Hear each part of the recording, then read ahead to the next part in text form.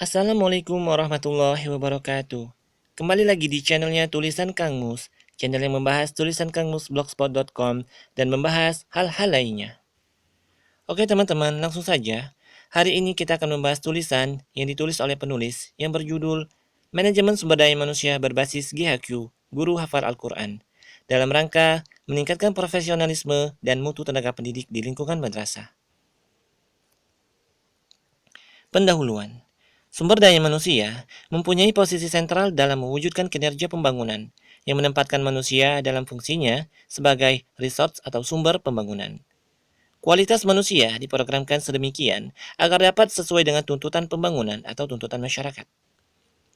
Eksistensi bangsa Indonesia di tengah percaturan era global sekarang akan dipengaruhi kemampuan sumber daya manusia, terutama yang bercirikan kemampuan penguasaan ilmu pengetahuan dan teknologi, serta pemantapan iman dan takwa terhadap Tuhan Yang Maha Esa, Allah Subhanahu wa Ta'ala. Salah satu sumber daya manusia yang terpenting dalam sebuah lembaga pendidikan adalah tenaga kependidikan. Apabila sumber daya tenaga kependidikan dapat diberdayakan secara lebih baik, maka mutu pendidikan dapat ditingkatkan.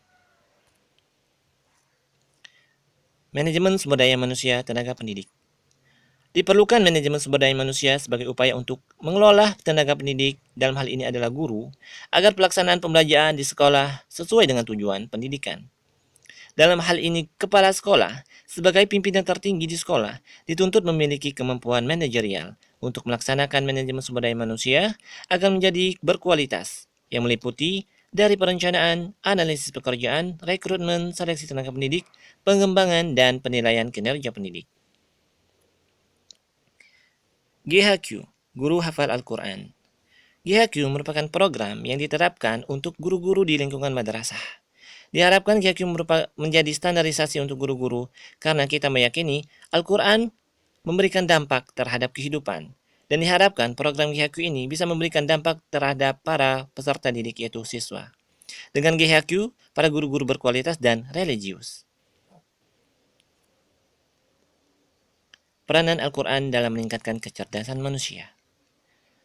Berdasarkan hasil penelitian Dr. Al-Qadi di Klinik Besar Florida, Amerika Serikat yang dikutip dari Zutri Parwins blogspot.com, bahwasanya dalam penelitian Dr. Al-Qadi, dalam penelitian yang panjang dan serius di Klinik Besar Florida, Amerika Serikat, beliau berhasil membuktikan hanya dengan mendengarkan bacaan ayat-ayat Al-Quran, seorang muslim, baik mereka yang berbahasa Arab maupun bukan, dapat merasakan perubahan fisiologis yang sangat besar, penurunan depresi, kesedihan, memperoleh ketenangan jiwa, menangkal berbagai macam penyakit, merupakan pengaruh umum yang dirasakan orang-orang yang menjadi objek penelitiannya.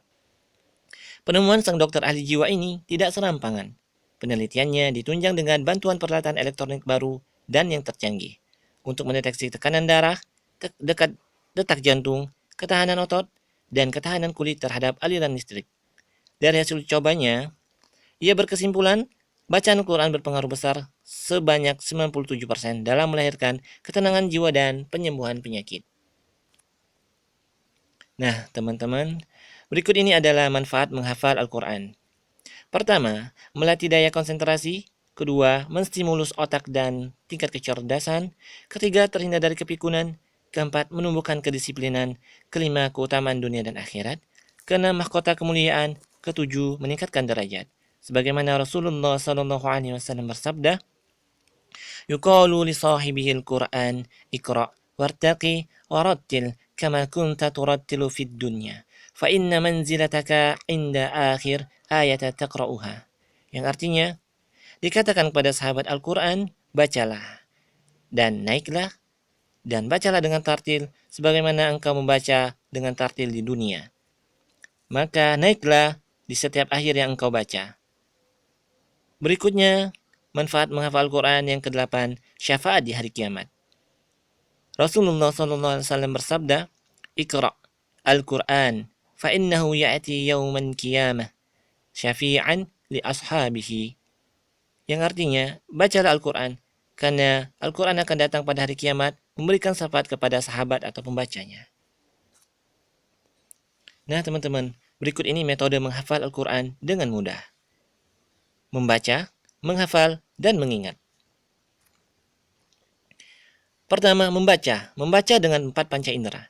Dengan mengulang 5 kali bacaan, dengan membaca dengan 5 arah dan melibatkan 4 panca indera, lisan, penglihatan, pendengaran, tangan, dan 5 arah yaitu arah depan, atas, kanan, kiri, dan bawah dengan mengulanginya secara berkelanjutan.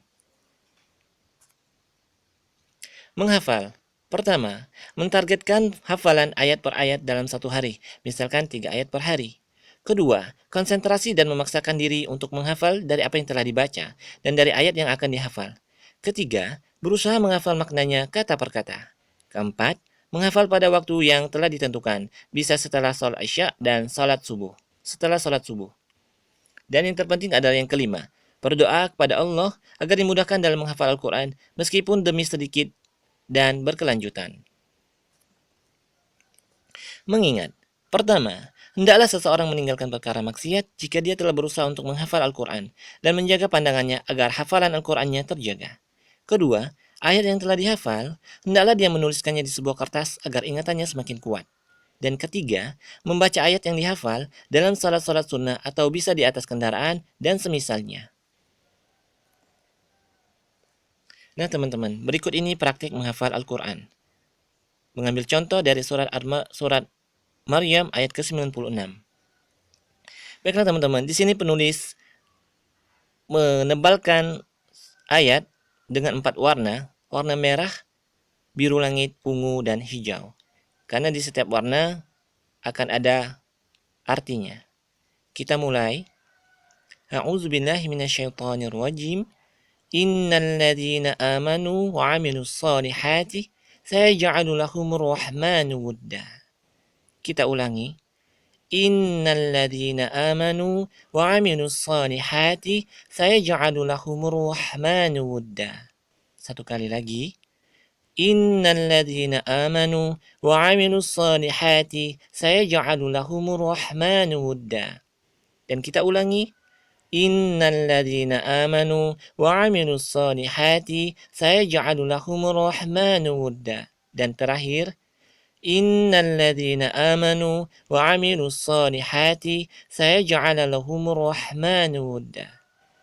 Yang artinya, sesungguhnya orang-orang yang beriman dengan warna merah dan beramal soleh dengan warna biru langit, sayaj'alu lahumu, yang artinya akan dijadikan bagi mereka. Ar-Rahman, Allah yang Maha Pengasih, Wudda, rasa kasih sayang. Baiklah teman-teman, di sini penulis telah menebalkan huruf atau ayat per ayat dari yang telah kita hafal atau yang kita coba untuk mempraktikkannya, yang setiap surat ada artinya. Yang ini tujuannya agar kita memahami maknanya dan juga mengulang seperti yang telah dijelaskan oleh penulis tadi dalam metodenya. Dan diulangi secara berkelanjutan. Dan yang terakhir kita ulangi praktik menghafal. A'udzubillahi minasyaitonirrajim. Innal ladzina amanu wa 'amilus solihati sayaj'alu lahumur rahmanu wudda. Yang artinya, sesungguhnya orang-orang yang beriman dan beramal soleh akan dijadikan mereka Allah yang Maha Pengasih, rasa kasih sayang. Dari hasil program GHQ ini di lingkungan madrasah, diharapkan para guru mendapatkan kualitas, mutu, dan religius. Karena kita telah meyakini kembali kita bahwa Al-Quran dapat memberikan pengaruh besar terhadap kehidupan kita, terlebih di lingkungan madrasah. Baiklah, penutup. Maka dari itu, manajemen sumber daya manusia, terutama dalam hal peningkatan mutu dan kualitas kinerja tenaga pendidik, khususnya guru di lingkungan madrasah, diperlukan tenaga pendidik yang berkualitas secara keilmuan dan kualitas kepribadian atau sikap kereligiusan individu. Program GHQ ini dilakukan untuk memberikan stimulasi kepada tenaga didik, yaitu guru-guru madrasah. Hal ini juga akan bermanfaat ketika tenaga pendidik guru ketika menghadapi suatu masalah, ia bisa menyelesaikannya. Dan dampak lain juga akan berpengaruh terhadap tingkat kedisiplinan guru dan lainnya. Bahkan juga akan memberikan dampak yang baik kepada peserta didik siswa-siswi madrasah, sehingga menjadikan contoh bagi siswa-siswi dalam menerapkan ilmu yang telah diberikan oleh gurunya, tenaga pendidik. Dan GHQ ini juga akan berdampak kepada keharmonisan sesama guru, kepala sekolah, dan lingkungan sekolah, bahkan kepada lingkungan masyarakat ataupun lingkungan keluarga pada guru yang bersangkutan. Baiklah, mungkin ini saja yang bisa kita sampaikan dari penjelasan hari ini atau tulisan ini. Sampai jumpa di tulisan berikutnya di channelnya Tulisan Kang Mus, dan mudah-mudahan bermanfaat. Assalamualaikum warahmatullahi wabarakatuh.